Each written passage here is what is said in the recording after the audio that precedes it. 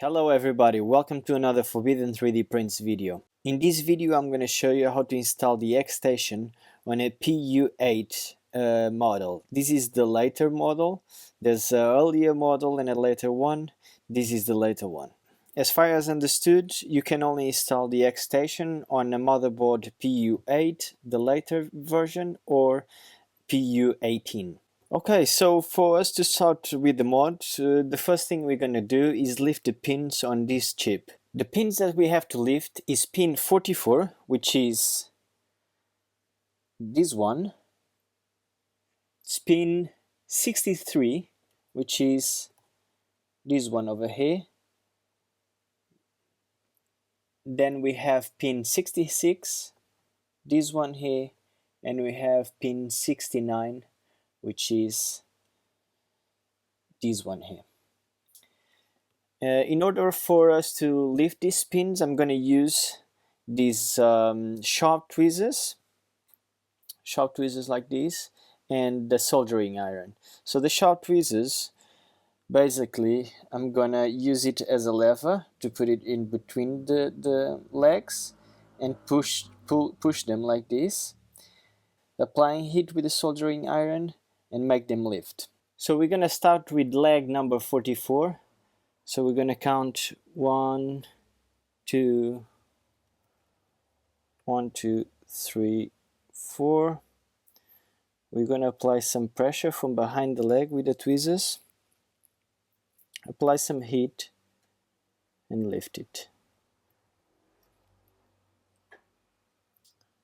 Now we're going to move on to the pin 63 and we do the same procedure. This one, I think I'm gonna approach it from this side.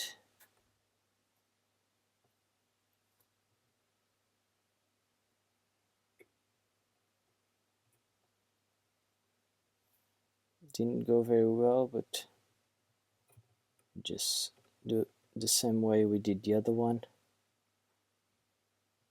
There we go, perfect. Now we're going to pin 66, which is the second here.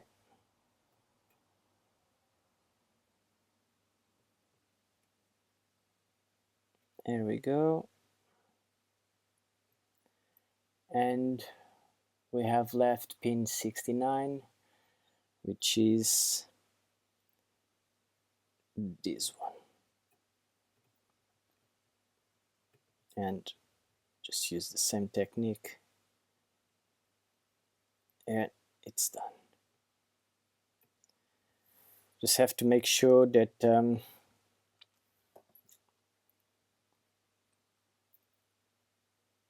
none of the pins are touching the neighbor ones, and if it's all good, it's done. The next thing, we're going to apply a bit of tape under the pins just in case they get knocked by something. Even if they are pushed down, they won't be touching any of the connections on the board. So we just put the tape like so and we're good.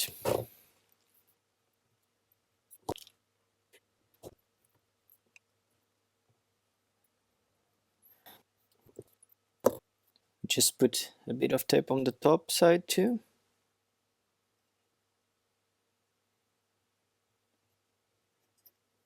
And that's it.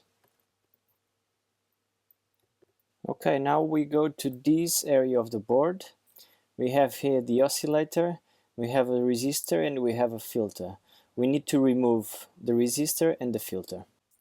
Okay, you didn't see me removing the resistor, but what I do is just I put a little bit of solder in the tip of my soldering iron, like so. And then, because the component is so small, if you warm it up from one side and leave it for a little bit, it will transfer enough heat to the solder for the other side to melt, and then you can just drag it. I'm gonna do it on the filter so you can see.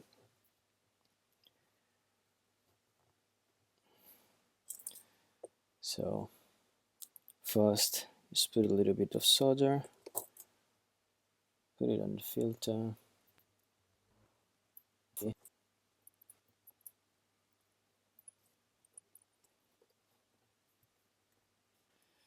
Okay, it didn't work very well with the filter, so as you could see, I applied solder on both sides, and then from the top try to hit the center of the filter, and at the same time hit the solder on one side, on the other side.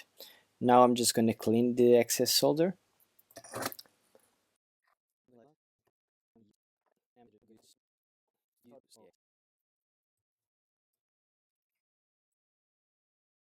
There we go.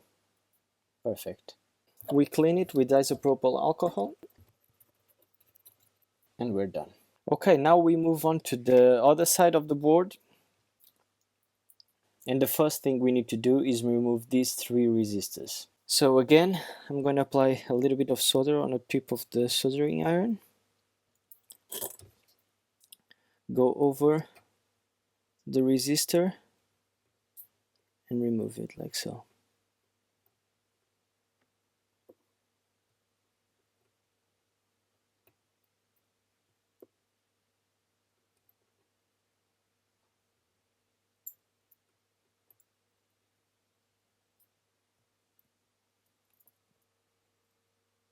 There we go. Now the next thing to do is to remove the excess solder that was left on the board.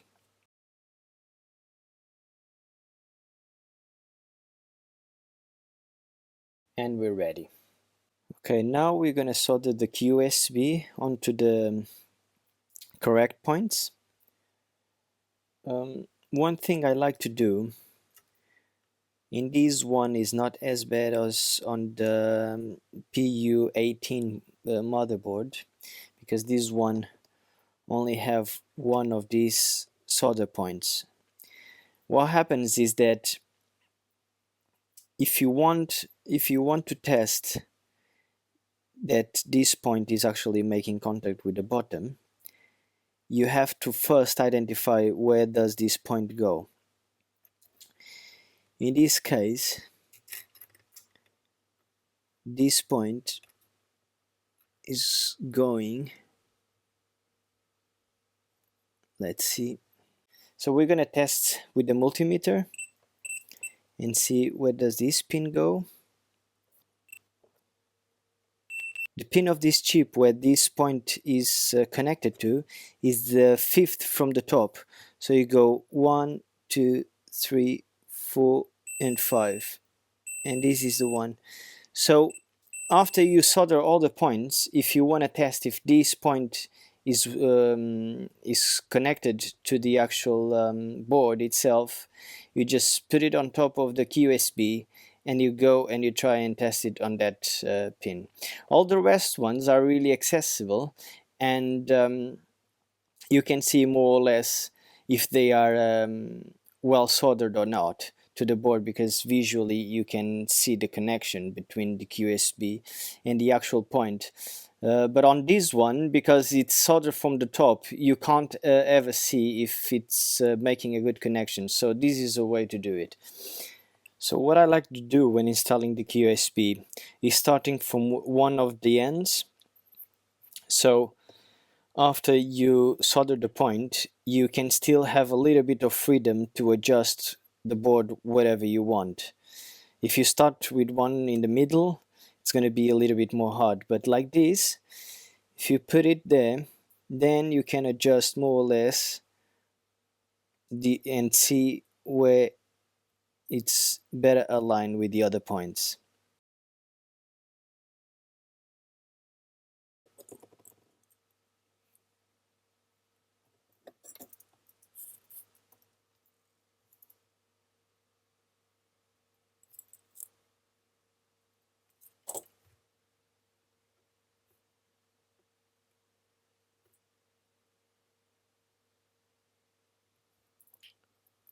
the first point is aligned.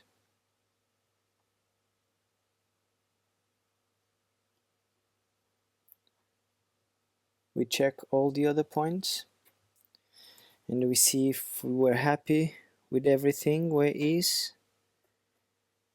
In this case we are pretty much spot on, so we'll just carry on, and this time we're gonna solder one of the top points.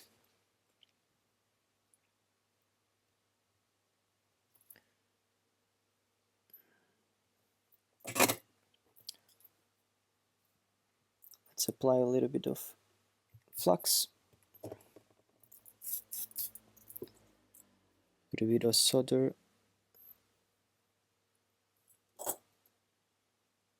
align where we want it, and we have a good connection. It's stable, it's in place, perfect. So now we go ahead and just solder all the points. Should be easy enough because they're all more or less in the correct places. So let's do it.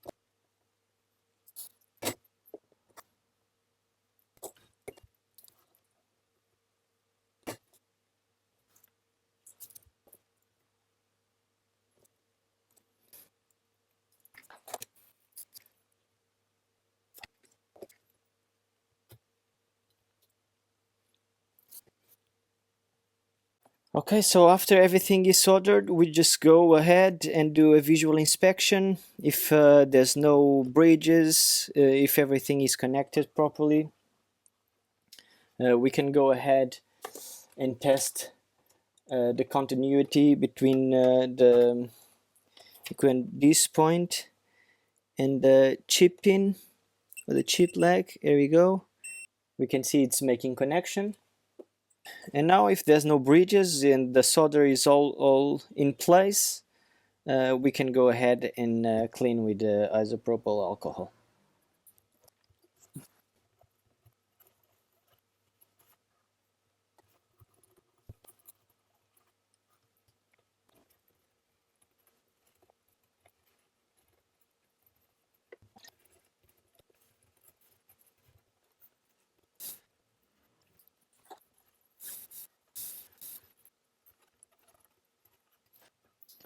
Alright, for the next step, we're going to connect a wire from this point to this point on the board.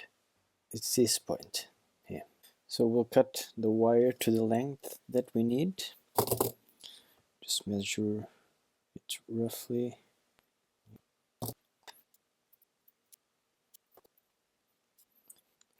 Let's thin the wire.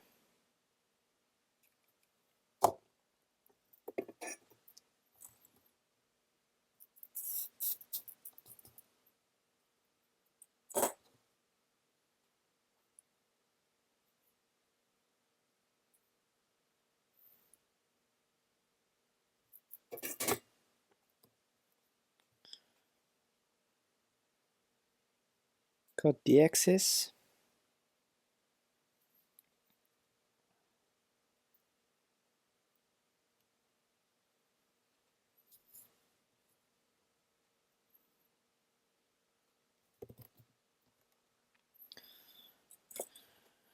We prepare the point on the board, put some flux.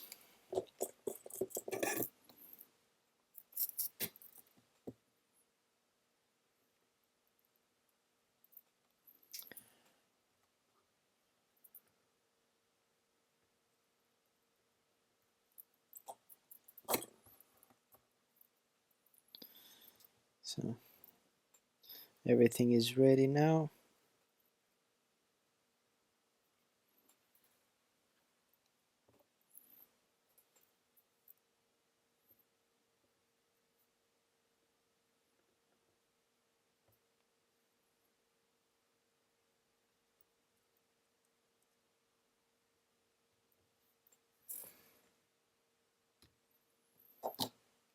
We just need to clean the board, and this part is done.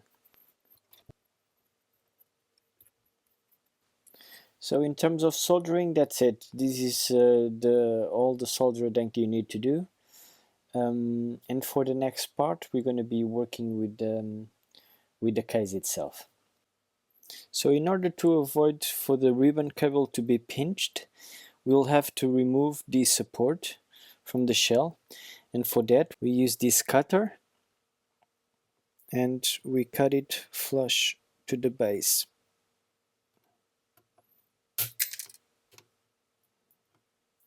And it's gone. After that we put the shield back on.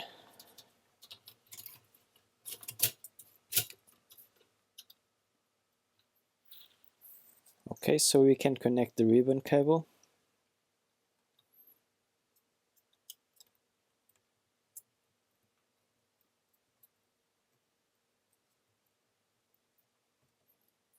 Make sure it's all the way in and lock it in place. We're going to bend the cable like so.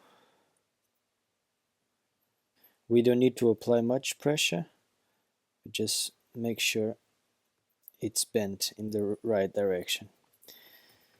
Now we can turn the board around,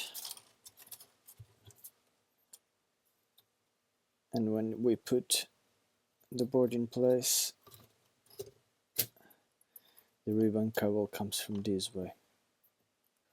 Okay, now we can put the second shield on the top.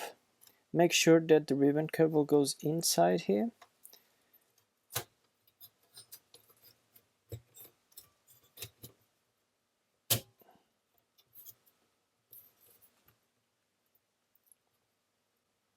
And once the shield is in place, we can go ahead and install the controller ports and put all the screws in place.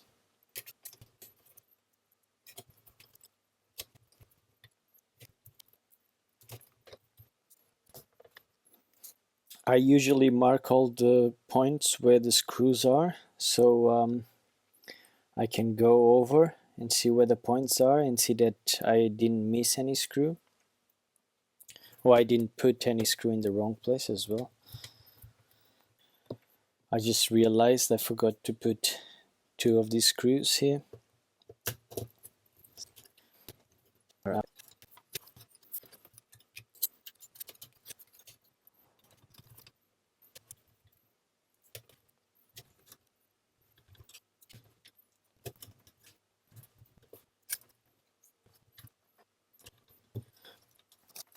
Alright, now that everything is in place, we can go ahead and install the XStation itself.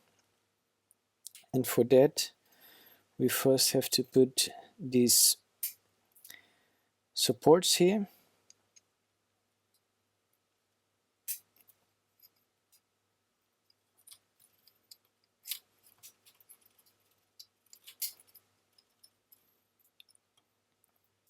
Mount the XStation in place, like so. And we can go ahead and insert the ribbon cable. So the way I prefer to bend the ribbon cable is like so. It goes back like this here. You will line it up more or less.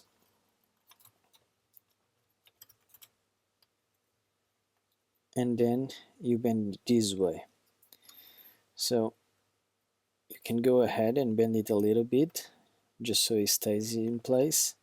And then you bend this one back, put in,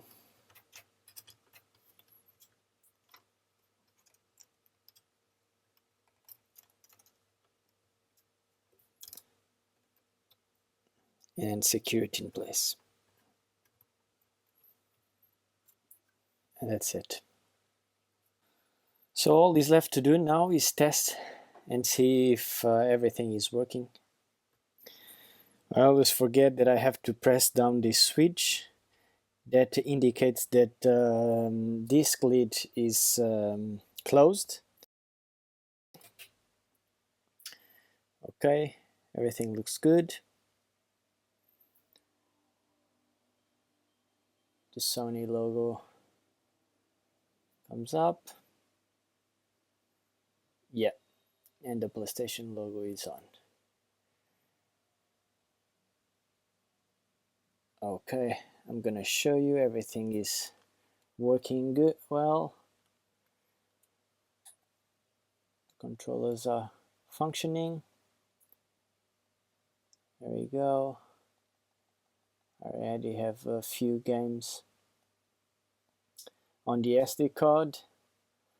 Let's try one of them. Okay, let's try Colin McRae. I have to press down the switch again.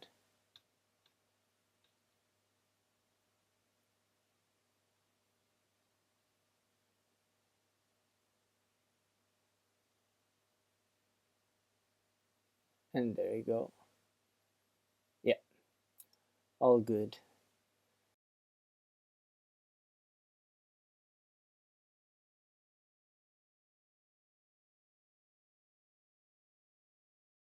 Okay guys, so everything worked out alright. We had no problems with any of the connections. So now what is left to do is just put the top shell back on, screw it, and it's ready. Alright guys, I hope it helped. As soon as I have a PU-18 motherboard, I'll do another video showing how to install on that one. Please feel free to like and subscribe. If you have any questions or suggestions, feel free to leave a comment. I hope you enjoyed it and see you on the next Forbidden 3D Prints video.